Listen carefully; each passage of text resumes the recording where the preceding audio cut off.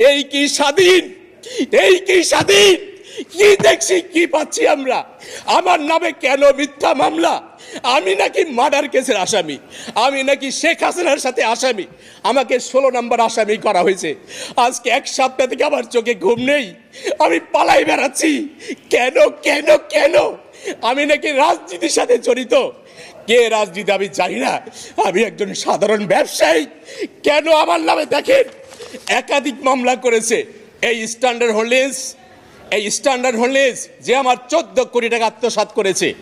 একের পর এক ডকুমেন্টস আছে, আমি বিভিন্ন জায়গায় পুরা ডকুমেন্টস আছে, দেখবেন যে প্রত্যেকটা জায়গায় যারা জাল জালিয়াতি করতেছে।